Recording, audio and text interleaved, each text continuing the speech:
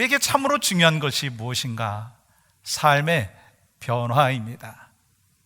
그렇다면 사람은 정말 변할 수 있을까요? 여러분, 사람이 정말 변할 수 있을까요? 어떤 분은 yes라고 대답하시고 어떤 분은 no라고 대답하시고 뭐 그럴 수 있습니다. 그리고 yes라고 대답을 했지만 내가 딱 한 사람, 그 사람 생각하면 변화가 없습니다. 변해야 되는데 안 변합니다 라고 하면서 정말 변합니까? 라고 질문했을 때 대답을 제대로 하지 못하는 분도 있을 수 있습니다. 근데 중요한 건 여러분 생각이 아니에요. 여러분 경험이 아니에요. 중요한 것은 하나님은 뭐라고 말씀하시느냐는 거예요. 여러분 성경 로마서 12장 2절 말씀은 이렇게 기록하고 있습니다. 너희는 이 세대를 본받지 말고 오직 마음을 새롭게 함으로 변화를 받아. 여러분 무슨 말씀이에요? 변화를 받을 수 있다, 변하지 않는다. 무슨 얘기예요? 하나님께서는 너희는 마음을 새롭게 함으로 변화를 받으라 라고 말씀하시는 것은요, 변화를 받을 수 있다라고 하는 것입니다. 그렇다면 어떻게 사람이 변할 수 있습니까? 우리가 이 땅에 사는 동안에 가장 중요하게 생각하는 변화가 무엇이냐라고 하는 것입니다. 내 외모를 가꾸기 위한 변화도 필요합니다. 그렇잖아요. 지식을 쌓기 위한 나름대로의 변화도 필요하고요, 인격이 좋아지기 위한 변화도 필요합니다. 그러나 성경은요, 그런 변화보다 더 중요한 변화가 있다라고 말씀하는 거예요. 그것이 뭔가요? 영혼의 변화라는 거예요. 영적인 변화라고 하는 거예요. 요한복음 3장의 말씀에 보면 이러한 영적인 변화에 대해서 고민한 사람이 나오는데요, 그 사람의 이름은 니고데모입니다. 그런 당시에 누구도 부러울 것이 없는 모든 것을 갖춘 사람이라고도 할 수가 있습니다. 명예도 있었고요, 물질도 있었고요, 나름대로 존경도 받았습니다. 그럼에도 불구하고 그의 영혼은 늘 공허했어요. 그는 늘 목말랐습니다. 그래서 그는 밤에 예수님을 찾아가서 질문합니다. 선생님, 도대체 어떻게 해야지 내 영혼을 변화시킬 수 있습니까? 선생님, 내가 어떻게 하면 천국에 갈 수 있습니까? 그때 예수님께서 니고데모에게 거듭나야 된다고 말씀하시면서 5절 이렇게 기록합니다. 사람이 물과 성령으로 나지 아니하면 하나님의 나라에 들어갈 수 없느니라. 그리고 6절 말씀 보세요. 육으로 난 것은 육이요 영으로 난 것은 영이니. 이 말씀은요, 영혼의 변화를 말씀하는 것이다 라고 하는 것입니다. 오늘 본문의 말씀을 보면 한 호칭으로 시작을 합니다. 11절 말씀 뭐라고 호칭으로 시작되고 있어요? 형제들아 라고 말하고 있어요. 지금 그렇다면 형제들아 라고 이야기하고 있는 이 바울이 지칭하는 형제들은 누구를 이야기하는 것일까요? 갈라디아 성도들입니다. 그러면 갈라디아 성도들의 영적인 상태가 지금 어떤가요? 우리가 지난 시간에 그리고 전 시간에 나누었듯이 거짓 교사들에 빠져서 다른 복음에 현혹되어서 그 다른 복음을 따르고 있는 그런 상태입니다. 그런데 사도 바울은 갈라디아 성도들에게 따뜻한 마음으로 형제들아 라고 말하고 있는 거예요. 아니, 여러분 같으면 생명 걸고 예수 그리스도에 관한 복음의 메시지를 가르치고 전했어요. 바른 복음을 전했는데 다른 복음을 따르는 자들을 향하여 소프트하게 형제들아 라고 할 수 있느냐는 거예요. 들은 어떻게 보면 그렇게 이야기할 수 있는 그 상황이 아니었습니다. 그렇다면 왜 바울이 따뜻하게 형제들아 라고 했느냐는 거예요. 그 이유는 바울이 갖고 있는 하나님의 마음 때문입니다. 바울은 자기 마음 같았으면요, 야단치고도 남았을 터인데 하나님의 뜻만을 전하고자 하는 그 마음, 하나님의 마음 때문에 자기 감정을 절제했다는 거예요.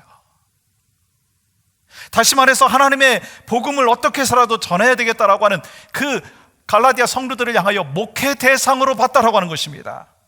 그래서 자기 마음은 막 속상한 거예요.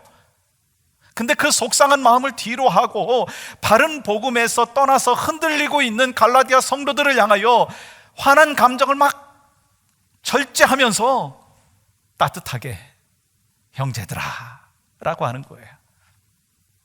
하나님의 마음으로 다가가야 된다는 거예요. 사도 바울이 그랬습니다.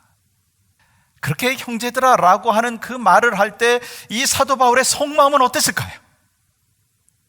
문드러졌을 거예요. 막 속이 썩을 수도 있습니다. 그게 누구의 모습일까요? 목회자인 목사들의 모습일 수 있고 구역장의 모습일 수 있어요. 성경 공부 인도하다가 보면, 구역을 섬기다가 보면, 교회에서 봉사하다가 보면 한마디 확 해주고 싶은 마음이 있지만 자기 감정을 절제해야 되는 그런 상황들이 있다는 거예요. 내 속은 썩지만 절제하는 이유는 다른 게 아니라는 거예요. 영혼을 구원하기 위한 하나님의 마음이 내 안에 있다면 우리가 그 영혼을 바라보면서 따뜻하게 형제들아 라고 해야 된다는 거예요. 근데 중요한 건 그걸 많은 사람들이 너무 이용할 수도 있다는 거예요.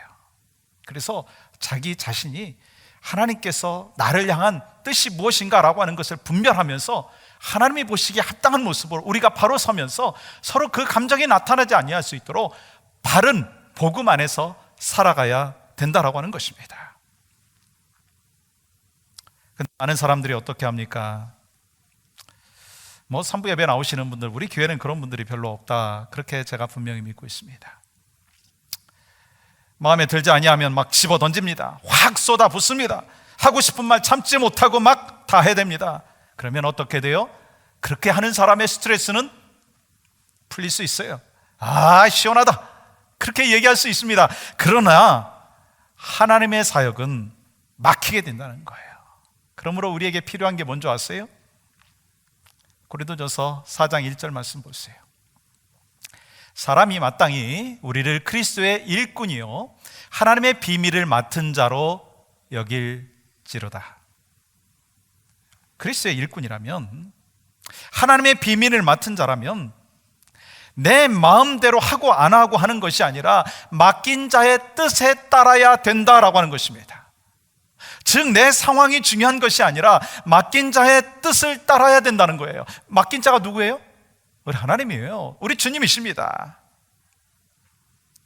여러분과 제가 하나님을 섬기면서, 영혼을 섬기면서 내 뜻이 아니라 맡겨주신 분의 뜻에 따라서 순종하는 하나님의 사람들이 되시기를 주님의 이름으로 간절히 축복합니다. 그리고 사도 바울은 자신이 전하는 복음은 결코 사람에게서 받은 것이 아니라고 얘기합니다. 오직 예수 그리스도의 계시로 말미암은 것이라. 사도 바울은 먼저 자신을 이야기하면서 자신이 갖고 있는 이 복음은 자신이 사람으로부터 받은 것이 아니라 예수 그리스도로부터 받은 것이다 라고 변호하고 있어요. 그렇지 않고서는 예수 믿는 자들을 박해하던 내가, 그리스도를 믿는 자들을 박해하고 감옥에 가두던 내가 갑작스럽게 이렇게 완벽하게 바뀔 수가 없다라고 하는 거예요. 여러분, 이 말씀을 통해서 주시는 레슨이 뭐냐면, 복음을 받아들이고 복음 안에서 살게 되면, 말씀 안에서 살게 되면 바울과 같이 변할 수 있다 없다? 변할 수 있다라고 하는 것입니다. 그렇다면 중요한 게 있어요. 우리는 영혼을 변화시키기 위해서 복음을 어떻게 대해야 되느냐는 거예요. 하나님은 우리에게 복음을 계시해 주셨습니다. 사도 바울은 그 복음에는 능력이 있다고 말씀하셨어요. 그래서 지난 시간에 같이 나눴죠. 복음으로 충분하다는 거예요. 복음은 우리를 변화시키고 우리의 영혼을 구원시키기에 충분하다고 말씀하셨습니다. 그렇다면 저절로 변화됩니까? 그렇지 않다는 거예요. 바울은 오늘 몇 가지로 우리에게 영적인 레슨을 주고 있습니다. 우리가 복음을 증명하는 삶을 살기 위해서는요, 먼저 복음의 능력을 경험해야 됩니다. 한번 따라해 보시겠어요? 복음의 능력을 경험하라. 여러분, 복음이 무엇입니까? 하나님께서 우리를 사랑하셔서 구원하시기 위해서 독생자 예수 그리스도를 이 땅에 보내주셨고, 예수 그리스도께서 우리의 모든 죄를 직접 담당하시기 위하여 십자가에 못 박혀 돌아가셨고, 그리고 3일 만에 부활하시고 승천하셨고 임마누엘이 되어주신 거예요. 그래서 그 복음은 유앙게리온, 기쁜 소식입니다. 그런데 복음이 아무리 기쁜 소식이고 큰 능력이 있어도요, 우리가 복음의 능력을 경험하지 않으면 영혼에 아무런 변화가 나타나지 않는다는 것입니다. 그래서 사도 바울은 복음이 어떻게 자신을 변화시켜 주었는지에 대하여 알려주기 위해서 복음을 경험하기 이전에 자신의 삶이 어땠는가라고 하는 것을 말씀하고 있어요. 그 두 가지로 말씀하고 있는데, 먼저 13절 볼까요? 하나님의 교회를 심히 박해하여 멸하였다는 거예요. 우리가 사도행전 8장의 말씀에 보면 이 사도 바울은 복음을 받아들이기 이전에 예수 믿는 자들을 집집마다 찾아가 가지고요, 감옥에 가뒀습니다. 그리고 이 스데반 집사님을 돌로 쳐 죽이는데 앞장섰다라고 하는 것입니다. 또한 여러분 14절 말씀 보시면 내 조상의 전통에 대하여 더욱 열심히 있었다라고 하는 거예요. 이 조상의 전통에 열심히 있었다는 것입니다.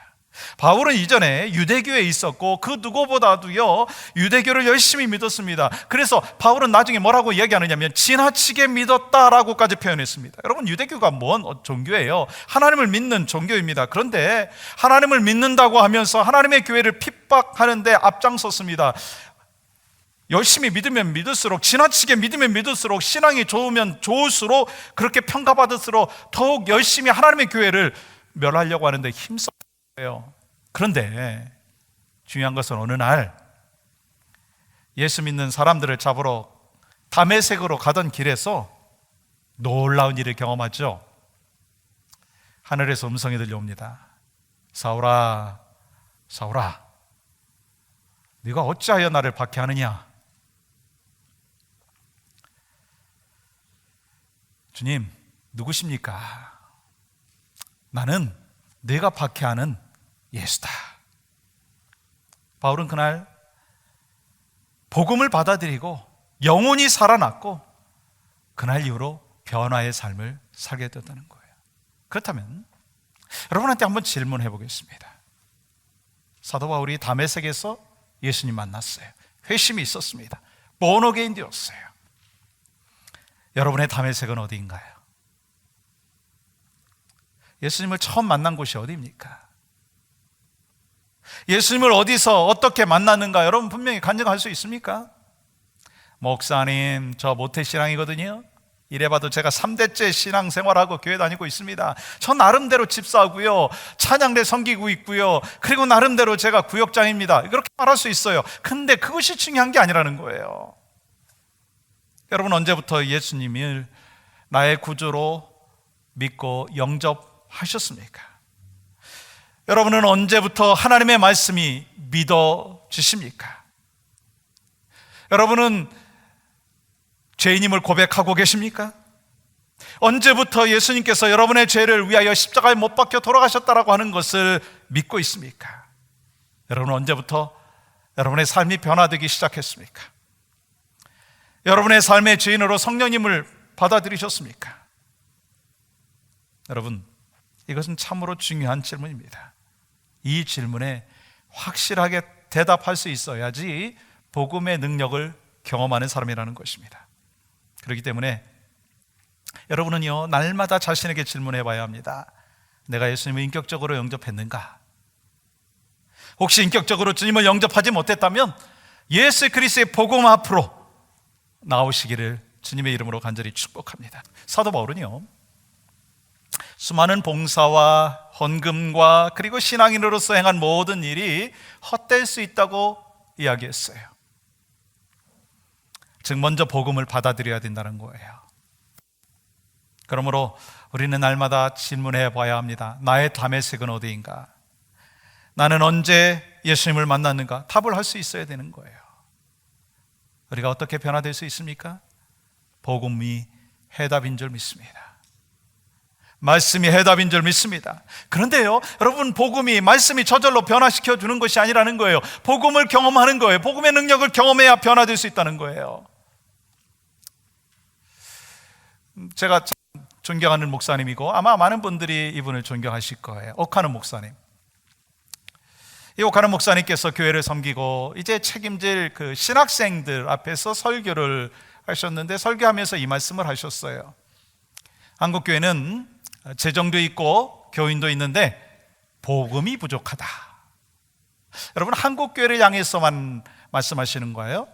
이민교회는 어떤가요? 이민교회는 재정도 있고 교인도 있는데 복음이 부족하다, 그렇게 얘기할 수 있습니다. 그러면서 이런 설명을 하셨어요. 이 교회에 교인들이 들어오면 이 복음을 가르쳐서 주님이 누구신지 먼저 가르친 것이 아니라 교회 생활을 먼저 배우겠다는 거예요.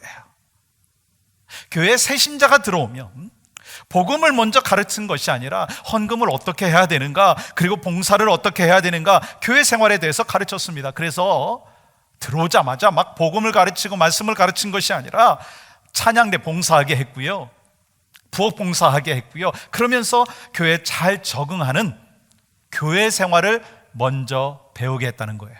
여러분, 많이 공감하시죠? 그렇다면 이 교회 생활을 먼저 배워서 어떻게 되었느냐는 거예요. 사람 만나는 게 참 좋잖아요. 봉사하면서 즐겁잖아요. 막 선한 일을 하고, 그리고 뭔가 좋은 일을 하면 뭐 어떤 마음이 들어요? 만족감이 있잖아요. 그러면서 세월이 지나는 거예요. 그러다 보니까 막 집사 직분도 주고, 어쩌다 보니까 안수 집사도 되고 권사도 되고 장로도 되고 그런 거예요. 그런데 문제가 있어요. 정작 복음의 능력을 한 번도 경험하지 못했다라고 하는 거예요.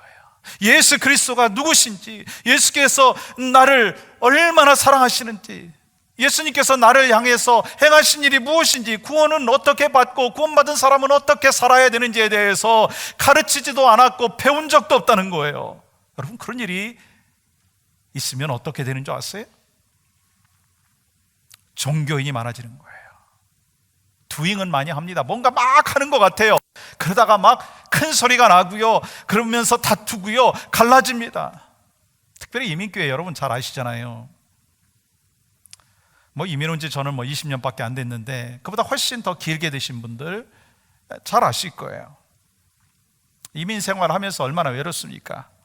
그래서 사람 만나기 위해서 교회 왔어요. 친교하기 위해서 교회 왔어요. 교회 나오기 시작했지만 계속 친교만 하고 봉사의 우선순위를 갖고 그렇게 살다가 보니까 시간이 흘러감에 따라서 교회 생활, 종교 생활은 잘 하는 거예요. 근데 복음을 경험하지 못했어요. 그러니까 교회 생활을 하면서 참된 복음 안에서 살지 못하니까 교회 하지도 못하고 사랑하지도 못하고 용서해야 되는데 용서하지도 못하고, 그러면서 교회 안에서 갈등이 일어나고 분쟁이 일어나고, 그리고 자주 싸우는 거예요. 복음이 없을 때 그런 일이 일어난다는 거예요. 하나님의 말씀이 중심이 되지 아니하면 우리 교회도 그럴 수 있다는 거예요.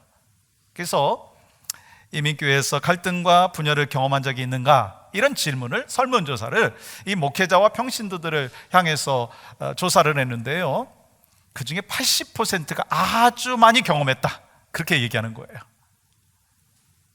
그러므로 무엇을 하는 것이 중요한 게 아니더라고요. 열심히 봉사하는 게 중요한 게 아니에요. 잘하는 것이 중요한 것이 아니에요. 예수님은 누구신가? 하나님은 나를 향하여 어떤 마음을 갖고 계신가? 그게 중요하더라고요. 여러분 자녀들을 양육하면서 그런 거 있잖아요.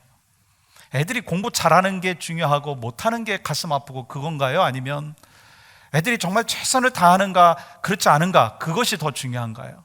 보니까요, 애들이 공부 잘하고 못하고 하는 거는요, 사실은 이 부모 책임이에요. 이 부모의 머리를 많이 담더라고요. 그런데 뭐 자기는 공부 제대로 못했으면서 애들한테 계속해서 푸시하는 거예요. 여러분, 그게 중요한 게 아니에요. 중요한 부분은 뭐냐면 애들이 얼마만큼 최선을 다해서 공부하려고 하느냐, 애티튜드가 중요한 거 아니겠어요? 하나님이 우리를 보실 때 어떻게 했어요? 야, 너 설교 잘한다. 여러분, 저는 그게 중요한 게 아니라고 생각해요. 야, 찬양 잘한다. 여러분, 그게 더 중요할까요? 물론 찬양 잘하고 설교도 잘해야 되죠. 그러나 중요한 거는요, 그 하나님을 섬기는 그 애티튜드가 더 중요하다라고 하는 거예요.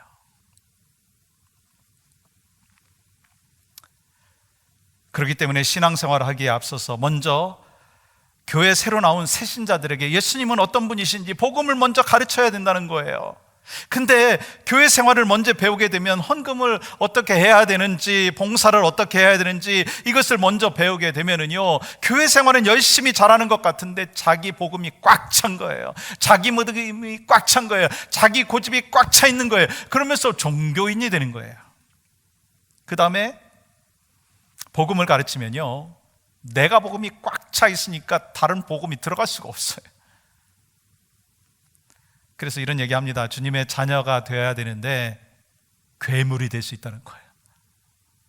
복음을 알지 못하고 종교인으로 교회에 다니면은요, 주님의 자녀가 되어야 되는데요, 괴물이 될 수 있다는 거예요.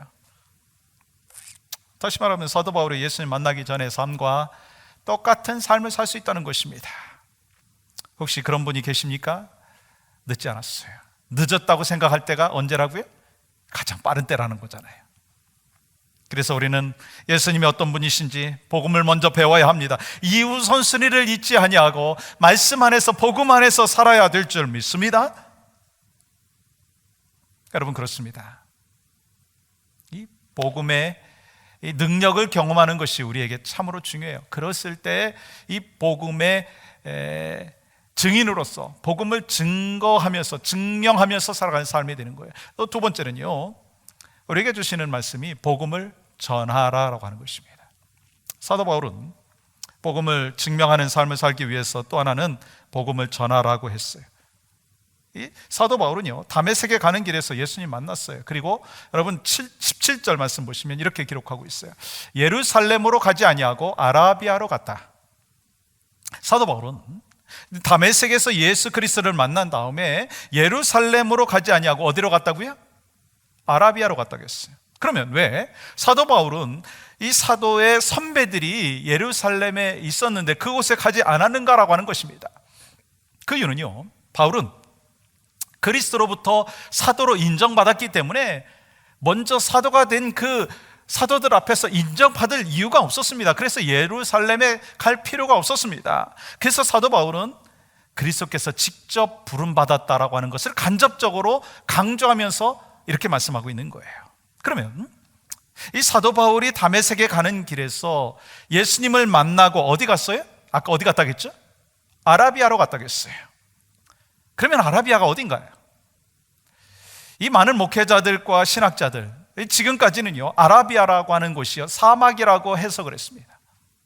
저도 그것으로 이해를 했었습니다. 근데 이 말씀을 준비하다가 보니까요, 이 말씀 속에서 하나님께서 다른 의미를 우리에게 주신 것을 발견할 수가 있었습니다. 여러분, 이 사도행전 9장 19절 말씀 보시면 이렇게 기록하고 있어요. 음식을 먹음에 강건하여지니라.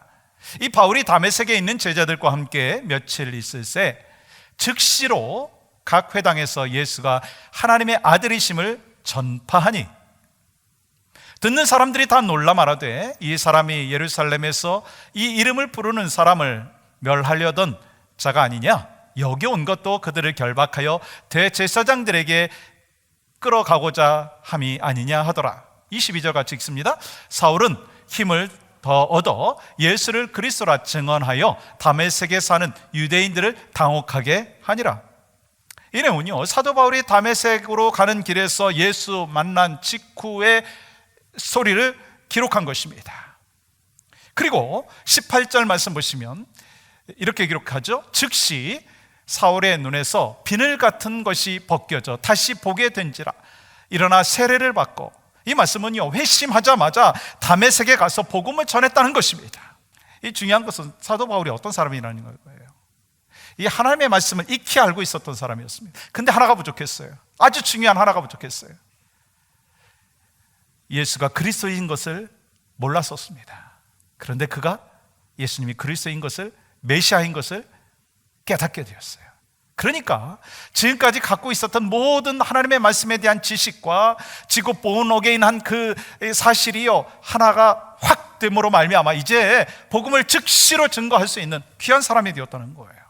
뭐 이 이론과 저 이론이요, 어떤 게 맞느냐가 중요한 게 아니고요, 전 중요한 포인트는요, 하나님의 말씀, 복음을 받아들인 후에는요, 즉시로 복음을 증거했다는 거예요. 그것이 누구의 마음일까요?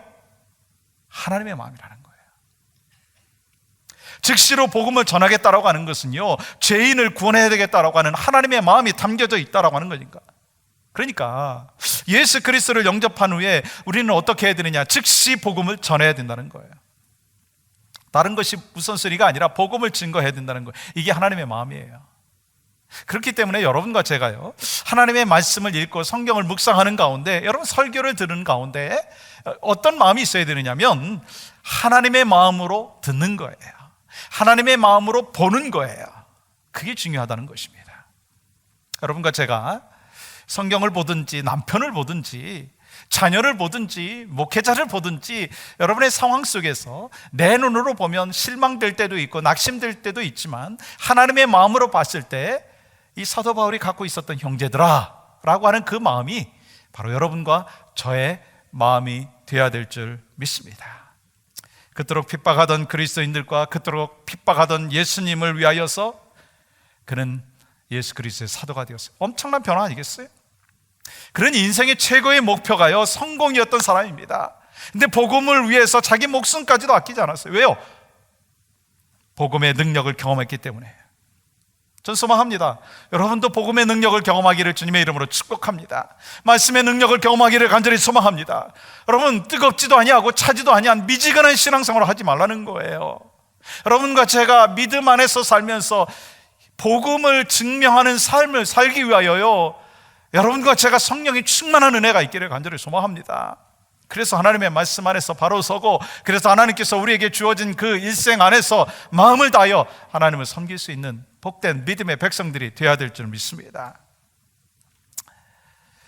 오랫동안 교회 다녔다고 저절로 변하는 게 아니에요. 만약에 여러분이 복음으로 변화되지 않으면 오히려 믿지 않는 사람들이요, 여러분을 향해서 이렇게 말할 수 있어요. 예수님 믿었는데 하나도 안 변했네요. 여러분, 그것이요, 좋은 말 아닌 거 아시죠? 그래서 필요한 게 있더라고요. 내가 먼저 변해야 된다는 거예요. 여러분, 복음만이 우리를 변화시킬 수 있습니다. 하나님의 말씀만이 여러분과 저를 변화시킬 수 있는 줄 믿습니다.